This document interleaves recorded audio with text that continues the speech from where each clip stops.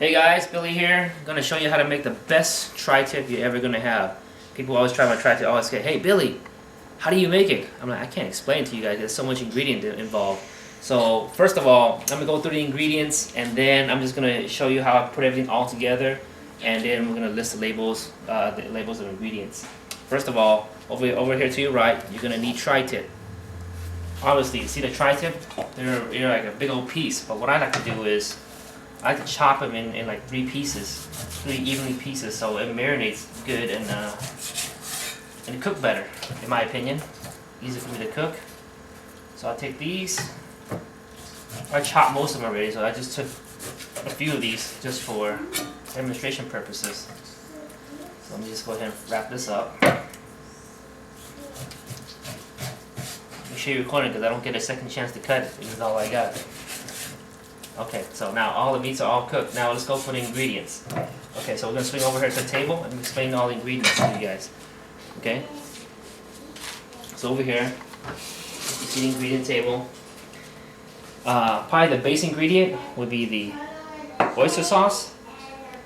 Next, the hoisin sauce. Some Maggi seasoning, or you can even use soy sauce. This is sugar. Black pepper, chicken bouillon. Yeah, man, your beef's gonna taste like chicken. It's okay. A little bit of Worcestershire sauce, and these are just for kicks. If you like the smoke flavor, I like to put a little bit because it gives it a little aroma. And then finally, well, not finally, there's this thing called Four Seasons sauce. You can only get at an Asian supermarket like Walco supermarket, right? Four Seasons sauce, all you need is a little pack like this, one pack.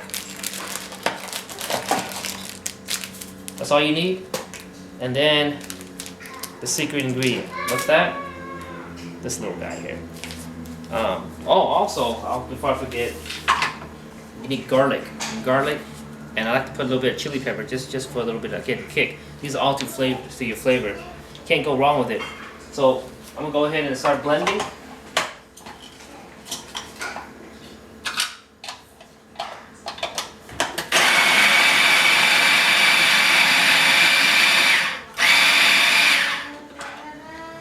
And as I blend, I'm gonna throw this kiwi in here.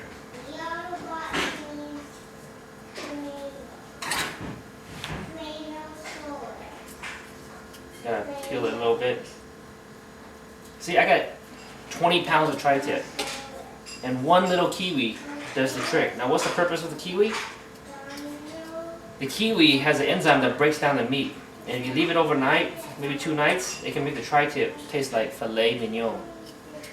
So that's a little secret there. If you don't have kiwi, you can substitute it for pineapple. You want to use a little bit because a little really goes a long way.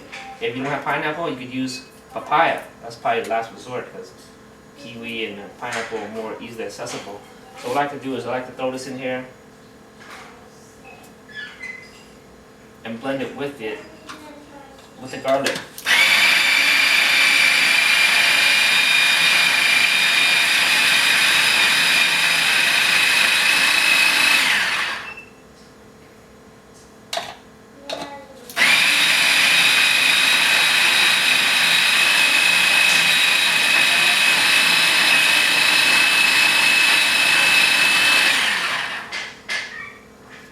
Too much in there, so I gotta take some of it out.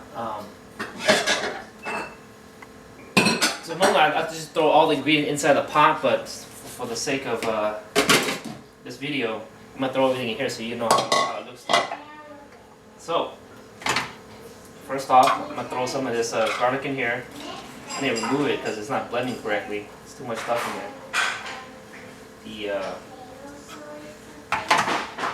The kiwi's not blending evenly. Let me just try that again.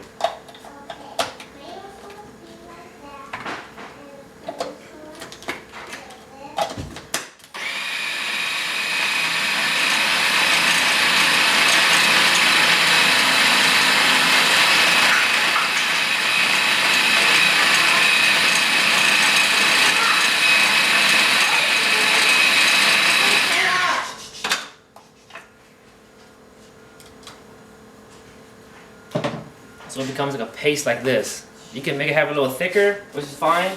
The reason why it's a little smaller pieces is I was trying to get the kiwi to blend evenly into here. So you toss it in here, it's gonna look like this. And now for all the ingredients. Oh, you know what I forgot? I forgot oil, but I put that a little later. So, okay. First off, let's start with the oyster sauce. I'm just gonna pour it in here. How much do you pour?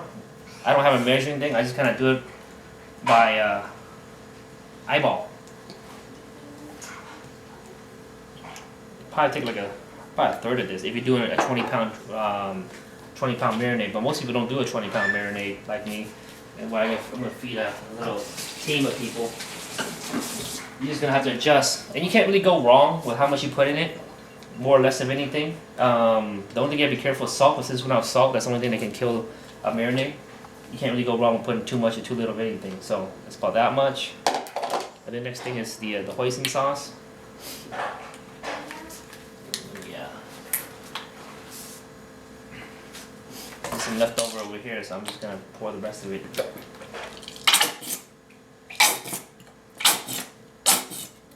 Hoisin sauce is just a little plum that tastes sweet. Yeah. Brand new bottle, so it hasn't been opened. There we go. Put it up in there. If you're doing a 20-pound marinade, you're probably gonna take about half of this 36-ounce bottle. Just like that. Okay.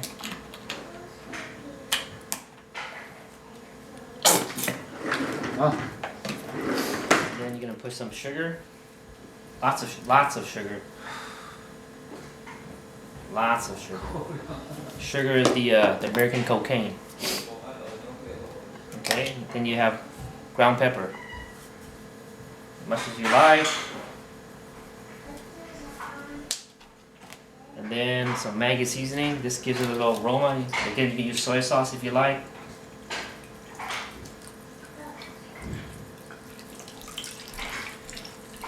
Pretty much by the time you're done, it fills up to this thing. Again, this is for a 20-pound marinade. You just kind of adjust.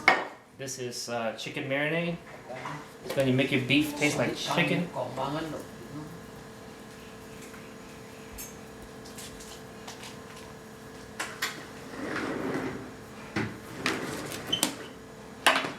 And then again, this is liquid smoke.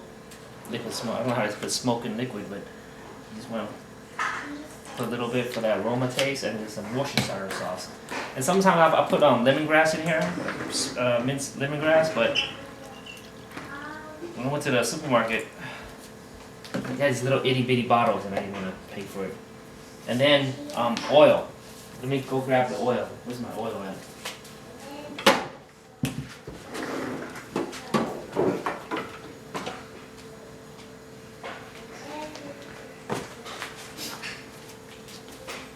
You can use any type of oil you like, but I'm going to use olive oil from Kirkland. And the reason why you want to put oil in this is because the oil, for some reason, it helps penetrate the marinade into the meat. Without this, it really don't stick to that well to the meat. So there you have it. It kind of fills to the top. This is for a 20-pound marinade. And all I'm going to do right now is just kind of mix it all up.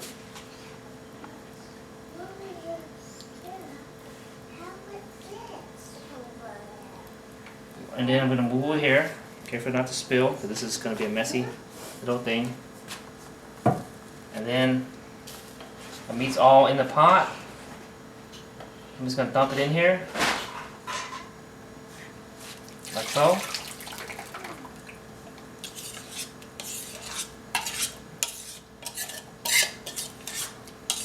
And then you want to just mix it up inside the pot and let it sit at least 24 hours. I normally like to let it sit for 48 hours, because then the meat gets really tender, and that's where it almost tastes like a filet mignon without the price of a filet mignon.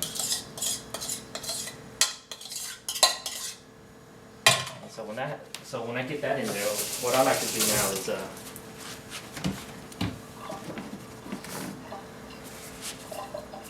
get a pair of gloves, or you can just go there and go without gloves and just kind of dig in there. Just kind of mix it. Just kind of mix it around. You want to get a close up on how it's going to look like? Maybe. So people can see. You can bring the camera here.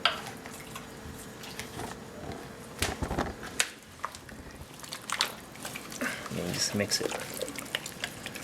Then the sauce kind of overfills the meat. You just have just enough where it kind of simmers into it, and you just put it in the refrigerator. Let it sit overnight, at least 24 hours for the meat for the marinade to penetrate the meat. And that, folks, is how you make the marinade. And so tomorrow we're gonna have a big barbecue, and I'll show you the after product. Thank you for chiming into Chef Boyardee Billy channel. Yeah.